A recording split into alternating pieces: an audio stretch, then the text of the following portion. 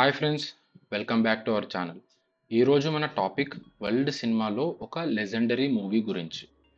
1960లో release అయిన Alfred Hitchcock గారు తీసిన సైకో.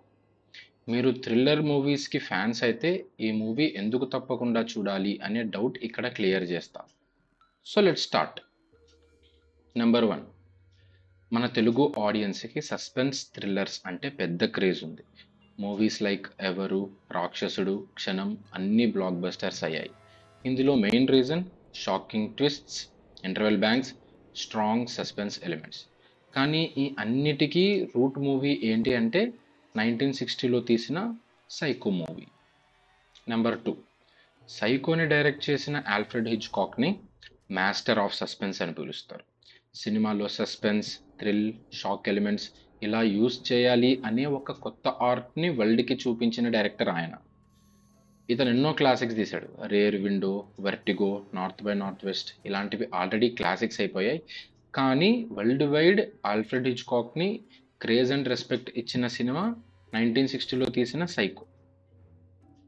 నెంబర్ 3, సైకో స్టోరీ సింపుల్గా స్టార్ట్ అవుతుంది. ఒక సెక్రటరీ తన వర్క్ చేస్తున్న ప్లేస్లో నుంచి వాళ్ళ మేనేజర్కి తెలియకోకుండా కొంచెం డబ్బులు దొంగతనం చేసి కొత్త లైఫ్ స్టార్ట్ చేద్దామని చెప్పేసి దొంగలించి ట్రావెల్ చేసే టైంలో ఒక మోటల్లో చెక్ ఇన్ చేస్తుంది. ఆ మోటల్ ఓనర్ నార్మన్ బేట్స్ అనే క్యారెక్టర్ ఫస్ట్ లుక్లో చాలా సాఫ్ట్ అండ్ ఇన్నోసెంట్గా కనిపిస్తాడు. కానీ స్లోలీ సస్పెన్స్ బిల్డ్ అవుతుంది. మర్డర్ సీన్స్ వస్తాయి.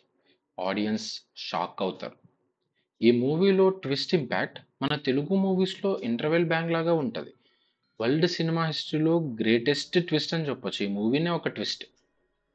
నెంబర్ 4, ఈ మూవీకి ఒక హైలైట్ సీన్ ఉంటుంది, ద ఫేమస్ షవర్ సీన్. ఒక బాత్రూంలో జరిగే మర్డర్ సీన్ జస్ట్ 45 సెకండ్స్ లెంత్లో షూట్ చేశారు. కానీ అందులో 70+ ఎడిటింగ్ కట్స్, పవర్ఫుల్ బ్యాక్గ్రౌండ్ స్కోర్తో క్రియేట్ చేసిన ఇంపాక్ట్ ఈ రోజు కూడా మీకు ఫ్రెష్గా ఫీల్ ఇస్తుంది.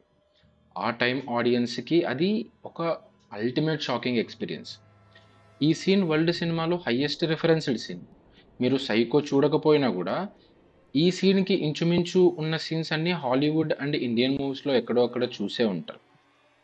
నెంబర్ 5, నార్మల్ థ్రిల్లర్స్లో విలన్ అంటే ఒక క్రూయల్ పర్సన్ అని ఎక్స్పెక్ట్ చేస్తాం. కానీ సైకోలో విలన్ అయిన నార్మన్ బేట్స్ అనే అతను ఒక మెంటల్లీ డిస్టర్బ్డ్ పర్సన్. ఇది అస్సలైన యూనిక్నెస్. ఈ సైకలాజికల్ డెప్త్ వల్ల లేటర్ తెలుగులో రాక్షసుడు, ఎవరు, క్షణం లాంటివి వచ్చాయి. సో ఇండైరెక్ట్లీ మనకు ఇష్టమైన థ్రిల్లర్స్ అన్నీ సైకో నుంచి ఇన్స్పిరేషన్ తీసుకొని ఆర్ డెవలప్ చేసుకొని తీసిన మూవీసే ఉంటాయి. Number 6, film making.